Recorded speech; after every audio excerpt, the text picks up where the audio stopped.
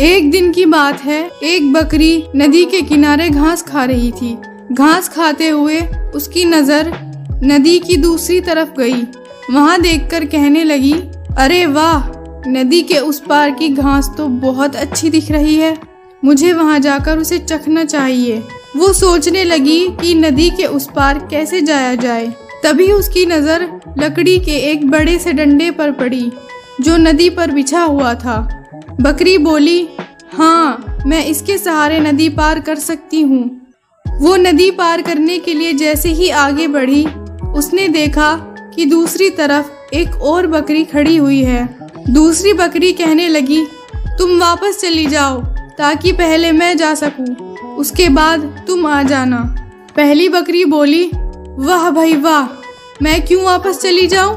तुम ही वापस क्यों नहीं चली जाती? दूसरी बकरी बोली, नहीं नहीं, लकड़ी पर पहले मैं चढ़ी तो पहले मैं जाऊंगी। पहली बकरी सोच में पड़ गई। उसे अपने दादाजी की सुनाई हुई कहानी याद आ गई। दो घमंडी बकरियां एक पुल पार करना चाहती थी, मगर एक दूसरे के लिए जगह नहीं बनाना चाहती थी और आखिर में एक दूसरे से लड़ने लगी और फिर दोनों पुल से नीचे गिर गई और डूब गई। इसलिए पहली बकरी ने अक्लमंदी दिखाई और बोली, रुको रुको, देखो, लड़ने से कोई फायदा नहीं है। अगर हम लड़ेंगे तो दोनों नदी में गिरकर डूब जाएंगे। मेरी समझ में एक तरकीब आई है, मैं पुल पर झुक जाती हूँ, तुम मेरे ऊपर से कूदकर चली जाना।